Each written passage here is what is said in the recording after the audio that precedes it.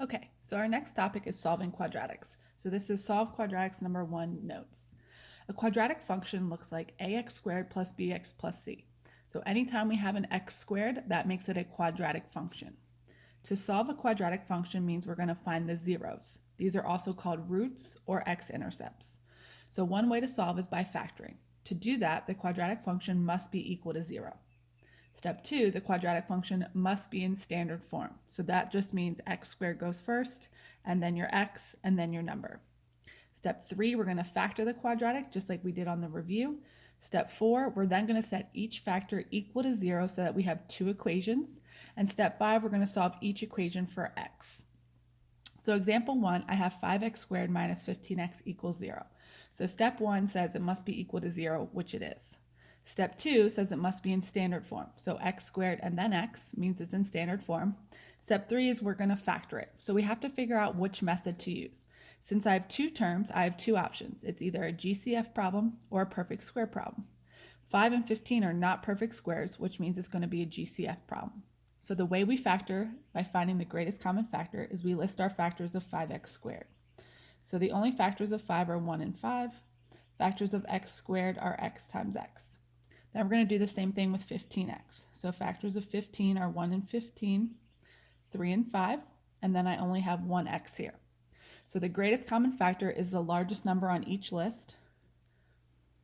So that would be 5. And then they both also have an x. So my GCF here is 5x. We write that first. What's inside the parentheses is what we have left over. So for my first term, I'm left with 1x. We don't write the 1. Then you can bring down your minus sign. And for my second term, the 5 is paired with 3. So I have x minus 3 in parentheses. This is still equal to 0. We've factored our quadratic, so now we're going to set each factor equal to 0. So my first factor, which is the GCF, is 5x. So 5x equals 0. And my second factor is x minus 3. So x minus 3 equals 0. So now I have 2 equations, and I'm going to solve each of those equations for x.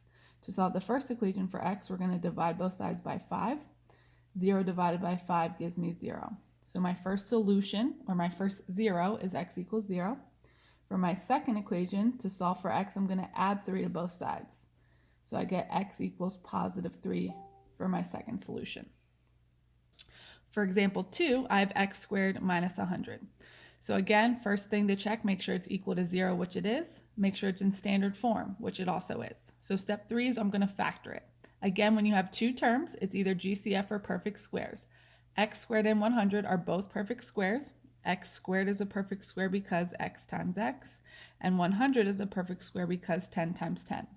So this factors to x plus 10 and x minus 10.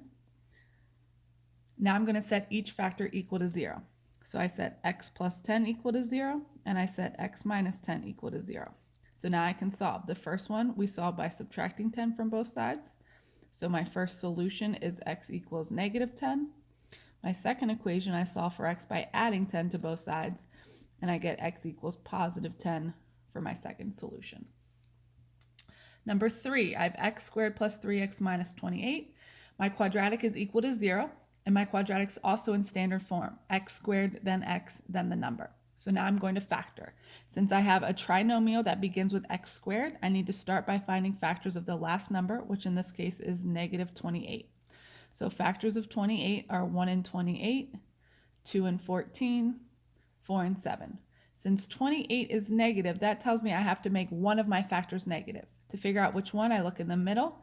Since the middle is positive, I make the bigger factor positive. So 28, 14, and 7 are positive, which means the 4, 2, and 1 are negative. So I'm looking for the pair of factors that adds to positive 3, which is going to be negative 4 and positive 7. So this factors to x plus 4, and x minus 7. So now that I factor it, I'm going to set each factor equal to 0. So I set x plus 4 equal to 0 and x minus 7 equal to 0. So for the first one, I'm going to solve by subtracting 4 from both sides.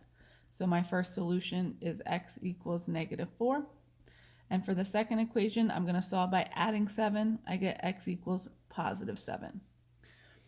And the last one, number 4, I have 2x squared plus 9x plus 10. Step 1, make sure it's equal to 0, which it is. Step 2, make sure it's in standard form, x squared plus x plus a number, so I'm good to go. Now I'm going to factor.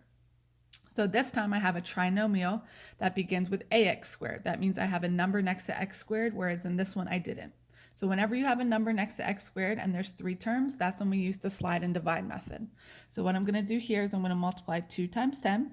So this becomes x squared plus 9x plus 20 equals 0. That gives me a quadratic that begins with x squared, and I can factor just how I did in number 3. So I need factors of 20. Factors of 20 are 1 and 20, 2 and 10, 4 and 5.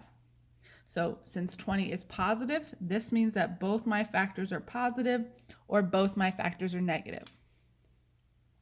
Since the middle is positive, that means I make both my factors positive. So the pair that adds to 4 is going to be, the pair that adds to 9 is going to be 4 and 5. So this is factored to x plus 4 and x plus 5. I've done the slide part. I still have to do the divide part. So make sure you don't forget the divide part. So I'm going to divide both sides by 2 because that's the number I multiplied by. 4 divided by 2 becomes 2. So this becomes x plus 2. And 5 can't be divided by 2, so my denominator of 2 becomes a coefficient of x. So this becomes 2x plus 5. So now that I've successfully factored it, I'm going to set each factor equal to 0. So my first equation is x plus 2 equals 0, and my second equation is 2x plus 5 equals 0. So to solve the first, all I have to do is subtract 2. I get x equals negative 2 for my first solution. For the second equation, it's a 2-step problem. So first we subtract the 5. That gives us 2x equals negative 5. And then I divide by 2. So I get x equals negative 5 over 2. You want to leave your answers as fractions, not decimals, and make sure they're fully simplified.